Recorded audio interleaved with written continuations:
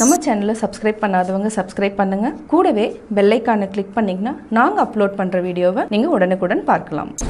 Hello friends, welcome to pebbles. நான் செய்ய போகிறது மைதா தட்டை. இது வந்து ஈவினிங் ஸ்நாக்ஸுக்கும் நம்ம எடுத்துக்கலாம், குழந்தைகளுக்கு நம்ம ஸ்நாக்ஸ் பாக்ஸ்லேயும் போட்டு கொடுக்கலாம். இது ரொம்ப எளிமையாக பண்ணலாம்.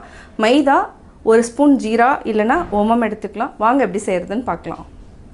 தேவையான பொருட்கள், நம்ம மைதா ஒரு கப் எடுத்துருக்கிறோம். ஒரு ஸ்பூன் அளவுக்கு நம்ம ஓமம் எடுத்துக்கலாம். ஒரே ஒரு பிஞ்ச் சோடா உப்பு, தேவையான அளவு உப்பு. இதுக்கு வந்து நம்ம 3 டேபிள் ஸ்பூன் கீ விட்டு நல்லா பிசைஞ்சுக்கலாம். ஃபஸ்ட்டு நம்ம ஒரு கப் மைதா மாவு ஆட் பண்ணிக்கலாம். சோடா உப்பு, தேவையான அளவு உப்பு, ஓமம், இது கூட நம்ம நெய் விட்டுட்டு கொஞ்சம் கொஞ்சமாக தண்ணி விட்டு பிசைஞ்சுக்கலாம்.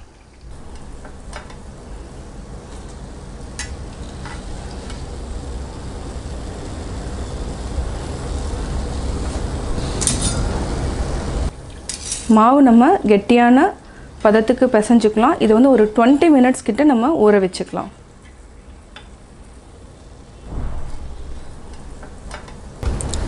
இப்போ மாவு ரெடி ஆயிடுச்சு. ஃபஸ்ட்டு நம்ம மாவு வந்து தூவிக்கலாம். அதுக்கப்புறம் எவ்வளோ மெல்லிசாக தேய்க்க முடியுமோ அவ்வளோ மெல்லிசாக நம்ம தேய்ச்சிக்கலாம்.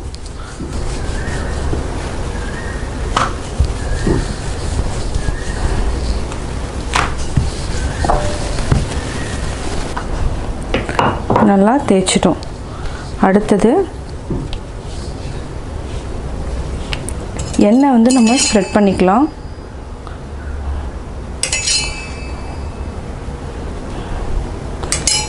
எண்ணெய் ஸ்ப்ரெட் பண்ணிவிட்டு கையிலையோ இல்லைனா நைஃப் எது இருந்தாலும் ஓகே, நல்லா ஆயில் எல்லா இடத்துலையுமே ஸ்ப்ரெட் பண்ணி விடுங்க. இப்போது ஆயில் எல்லா இடத்துலையும் ஸ்ப்ரெட் ஆகிடுச்சு. அடுத்து நம்ம திருப்பியும் இந்த மாதிரி மாவு வந்து தூவி விட்டுக்கணும். இப்போ நம்ம இந்த மாதிரி ரோல் பண்ணிக்கலாம்.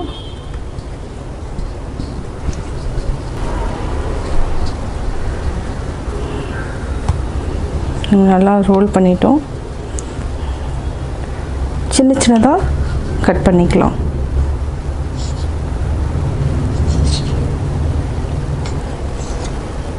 இது எதுக்காகனா ஒரே மாதிரியாக இருக்கும், அதாவது ரவுண்ட் ஷேப்பில் கரெக்டாக வரும், அதனால் இந்த மாதிரி செய்கிறோம்.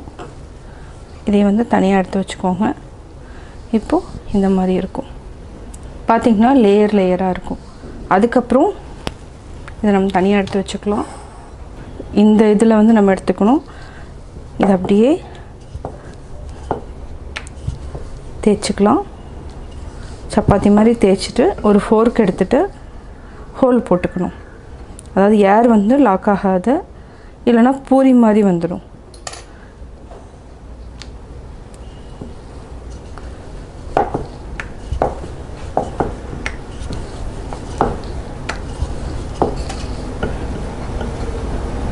இந்த மாதிரி ஃபோர்க் இருந்துச்சுன்னா ஃபோர்க் இல்லைனா நைஃப் எது இருந்தாலும் ஓகே, நம்ம இந்த மாதிரி ஹோல் போட்டுக்கணும். இதே மாதிரி நம்ம எல்லா தட்டைகளையும் சப்பாத்தி மாதிரி தட்டிக்கலாம்.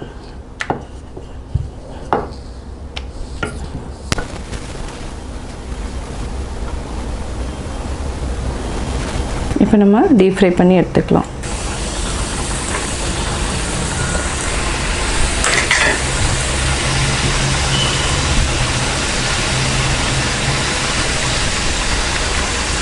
பொறுமையாக திருப்பி போட்டுக்கோங்க.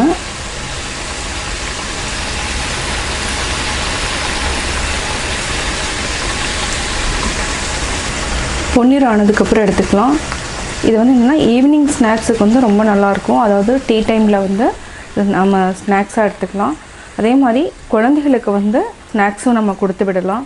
இது வந்து 2 months வரைக்கும் நம்ம ஸ்டோர் பண்ணிக்கலாம். அதாவது நம்ம நல்லா டீப் ஃப்ரை பண்ணி தனியாக எடுத்து வச்சுட்டு சூடு போனதுக்கப்புறம் நம்ம டைட் கண்டெய்னரில் எடுத்து வச்சுக்கலாம்.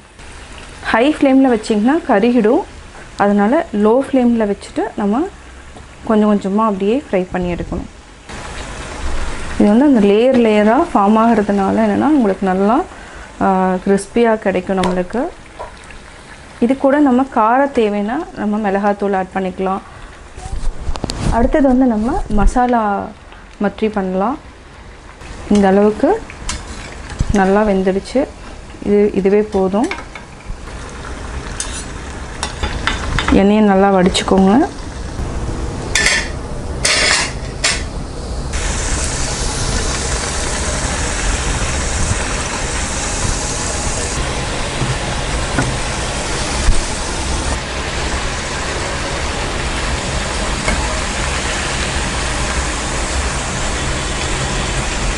வெந்துட்டுருக்கு. இதை வந்து பொறுமையாக நம்ம திருப்பி போடணும். அதே மாதிரி கரெக்டான பதத்தில் நம்ம எடுத்துக்கணும்.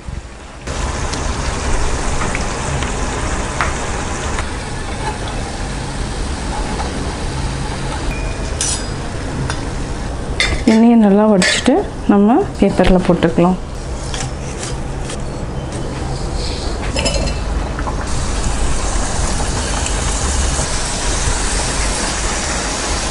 இதே மாதிரி நம்ம எல்லா தட்டைகளையும் டீப் ஃப்ரை பண்ணி எடுத்துக்கலாம்.